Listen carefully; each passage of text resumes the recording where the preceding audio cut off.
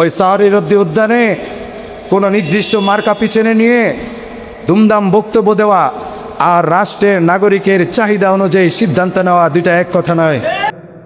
মৌলানা নাসির উদ্দিন খান, আপনি এই বক্তব্য দিয়ে কি বোঝাতে চাচ্ছেন? তে কার উপকার করছেন? সোহরাওয়ার্দী উদ্যানে মহাসমাবেশ কি এটা ইসলামী জাগরণ নয়? আপনি কাকে প্রশ্নবিদ্ধ করছেন? আলেমদেরকে?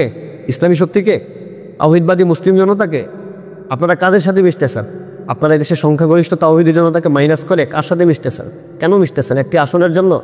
আপনার একটি রাজনৈতিক আসন এদেশের ইসলামী বিপ্লবের থেকে বেশি দামি নয়। এমন কোনো কাজ করবেন না আশা রাখি যে কাজের বিনিময়ে যুগের পর যুগ মানুষ আপনাদেরকে গালি দেয়। প্রিয় দর্শক, এদেশের আলেমদেরকে নিয়ে মানুষের মাঝে একটি কথা রয়েছে, আলেমরা কেন এখন পর্যন্ত গণরাজনীতি শিখেনি। তার একটি উজ্জ্বল দৃষ্টান্ত আমরা যদি পেশ করতে চাই, সেটি হচ্ছে জমিয়তে ওলামা ইসলামের উপরে। জমিয়তে ওলামা ইসলাম বাংলাদেশের একটি ঐতিহ্যবাহী সংগঠন, আমাদের মুরব্বীদের সংগঠন, কিন্তু নানানভাবে এই সংগঠন এখন বিপর্যস্ত, বিপন্ন। নীতি এবং আদর্শের কথা যদি বলি, তাহলে ওলামায়ে কেরামের রাজনীতি বাংলাদেশের সবচেয়ে স্পষ্টবাদী রাজনীতি। ওলামায়ে কেরামের রাজনীতি বাংলাদেশের সবচেয়ে সুন্দর রাজনীতি। এদেশে জেনারেল জিয়াউর রহমান বলেন, বঙ্গবন্ধু শেখ মুজিবুর রহমান বলেন, অথবা হোসাইন মোহাম্মদ এরশাদ বলেন, যাকেই বলেন তারা একজন নিছক ব্যক্তি ছাড়া আর কিছুই না। একজন ব্যক্তির রাজনীতি যদি বাংলাদেশে এতটা সফল হতে পারে, কিন্তু ইসলামী রাজনীতি, কোরআনের রাজনীতি, সুন্নাহর রাজনীতি এদেশে কেন সফল নয়? যার জন্য আমি মনে করি সবচেয়ে বড় দায়ী ওলামায়ে কেরাম। ওলামায়ে কেরাম ব্যক্তি হিসাবে ভালো, কোনো চুরিদারি করে না, এটাও সত্য কথা। 90% মুসলমানের দেশে ওলামায়ে কেরামের রাজনীতি আজও প্রশ্নবিদ্ধ কেন? এটার সবচেয়ে বড় দায় আলেমদেরকেই নিতে হবে। সময়ের পরিবর্তনে আলহামদুলিল্লাহ এদেশের ওলামায়ে কেরাম গণ রাজনীতি শিখছে। মামুনুল হক সাহেব বলেন, চরমনার পীর সাহেবরা বলেন, আরও যারা রয়েছে সবাই মানুষের সাথে মিশতে শুরু করেছে। যার একটি সুফল গত 28 তারিখে চরমনার পীর সাহেবের সমাবেশের মধ্যে দেখেছে।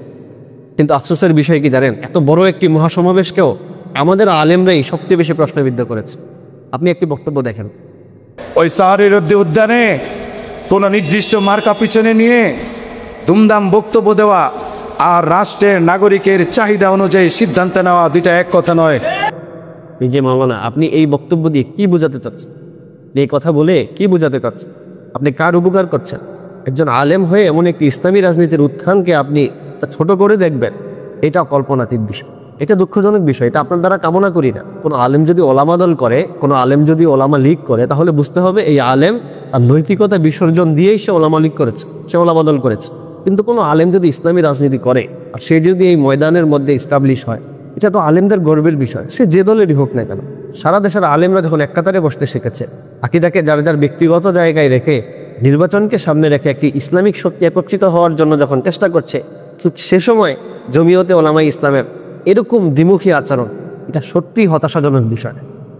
আমি আশা রাখবো জমিয়তে ওলামায়ে ইসলাম এমন কোনো কাজ যেন না করে যে কাজের বিনিময়ে এদেশের ওলামায়ে কেরাম প্রশ্নবিদ্ধ হয়। একটি ইসলামী দলের প্রতি আমি এই আশা রাখতেই পারি, তাদের কোনো কারণে যেন এদেশের ইসলামী রাজনীতি ক্ষতিগ্রস্ত না হয়।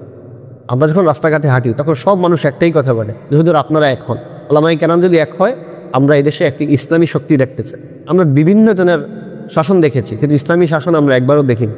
সুতরাং আমি আশা করব পিছন দিক থেকে টেনে না ধরে জমিয়তে ওলামায়ে ইসলাম ওলামায়ে কেরামের এই মিছিলের মধ্যে সামিল হয়ে যাবে এবং বাংলাদেশে একটি ইসলামী শক্তিতে জমিয়তে ওলামায়ে ইসলাম ভূমিকা রাখার জন্য আমি বিশেষভাবে আশা রাখছি।